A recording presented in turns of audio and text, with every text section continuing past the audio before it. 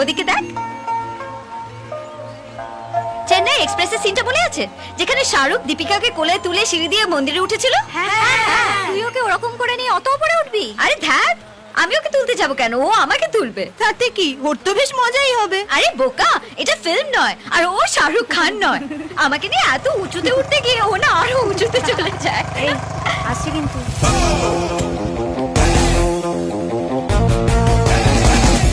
Away from you, away from you, away from you.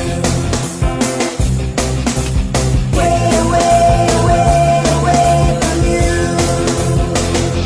Hi. Hi. আমাকে এখানে ডেকেছো কেন? প্রত্যেক পূর্ণিমায় আমি এখানে আসি, তাই ভাবলাম এখান থেকে শুরু করা যাক। ওয়াও, তার মানে তুমি আমাদের প্রেমটা ভগবানের আশীর্বাদ নিয়ে শুরু করতে চাইছো।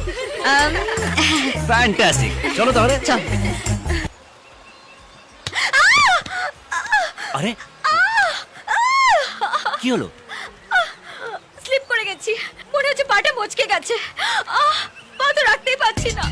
তাহলে কি আজকে থাক? দেখলে তো, প্রথমেই প্রেমে বাধা পড়লো। এরপর কপালে কি আছে কে জানে।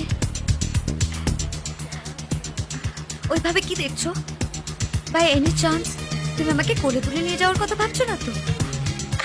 এক্স্যাক্টলি, আমিও ঠিক এটাই ভাবছিলাম। দেখেছো, আমি বললাম না আমাদের মধ্যে একটা কানেকশন আছে। নাহলে কলকাতার প্রিন্সেপ ঘাট আর বাবুঘাট ছেড়ে বেনারসে এই ঘাটে এসে অলকাই। চলো চলো চলো। মানে এত উঁচুতে মাঝ রাস্তায় নামিয়ে দেবে না তো? তাহলে কিন্তু শুরুতেই প্রেমের শেষ। একবার যখন প্রেম করেছি শেষ অবধি তার মান রাখবো।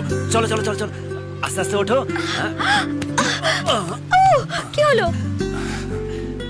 তোমার ওজনটা কত? ওই তো 40। মন্দিরে এসে মিথ্যে কথা বলছো। কেন বিশ্বাস হচ্ছে না? না না, আমার তো 350 গ্রাম কমই লাগছে। চলি।